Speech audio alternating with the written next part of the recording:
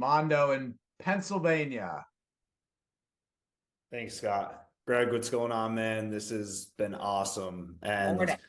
something for me, I'm a young guy, I'm in my mid 20s, so not a midlife male, but something that I think about and I've seen materialize in my own life already, and I think a lot of people get this.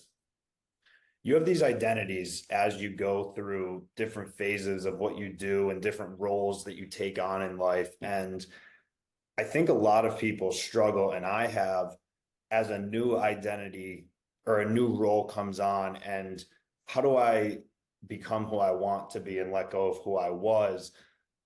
What are your thoughts around this idea, and what advice would you give to actually mold into this new version of yourself without kind of losing yourself? Great question.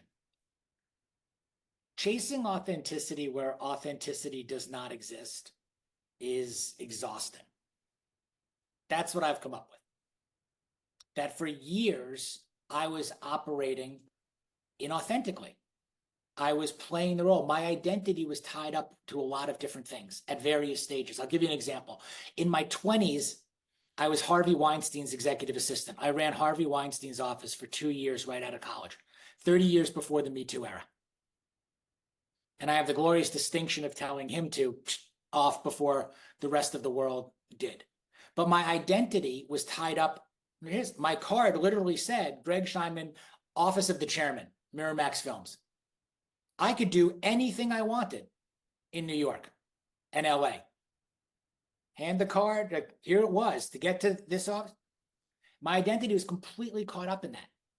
And when I quit and told him to go do my own thing because I realized that was not the place for me, all of a sudden Greg Scheinman calling the same exact people the very next day without that card, without that job, was a very, very different experience. So who you are, and you've got to work hard to establish that identity. So that was in my 20s. I still ended up going on. I was too maybe young and naive and egotistical and narcissistic to realize that I couldn't produce movies without this. I just went on and did it, which has kind of been something that I've been good at. One of the few things I think I've really been good at is that I've been kind of fearless and like taking a shot at things. So I did go on and produce a few movies and then realize I didn't want that as my career. In my 30s, I started a children's home video company, a sports video company. You're too young for this, but there was a thing called Baby Einstein back in the day. And like I grew up on Sesame Street and then our kids on Baby Einstein. And I was like, I can do better than this. I'm sitting at home watching this. And we used to have picture in picture in the television. So there would be like Baby Einstein in the big screen. And then like I'd have ESPN in the corner because I was the dad who was staying at home watching this. And I'm like, I could combine that and do that better. So I started this company called Team Baby Entertainment, and we made these sports themed DVDs for kids, raising tomorrow's generation of fan, which the papers called we're brainwashing kids early on to be fans of all these teams. But where I was going with this is identity to your question. So I had this company, it was this little chipping away. And then I ended up getting a phone call and ultimately an investment from Michael Eisner, who was the former chairman of Disney. And we were the first acquisition he made post-Disney. And all of a sudden, my identity shifted again. I was the guy under Eisner. Everything was Michael this, Michael this. Nobody had a question for me. And if they had a question for me, it was all about him. There were doors that opened. There were different things that happened. And we went on this 7-year run where my identity was completely tied up with him. And then ultimately, that company imploded, realistically. We merged in with the Topps baseball card company.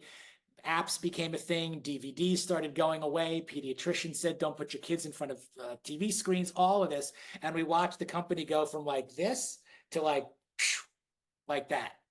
And I was back completely on my own again without an identity.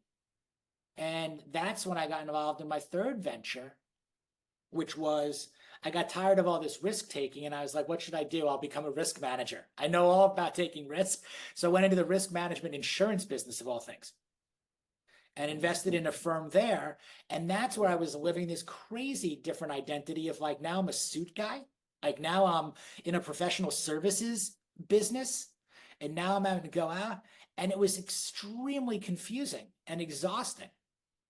So this has taken me 30 years, give or take, to come up with one sentence about being authentically who you are.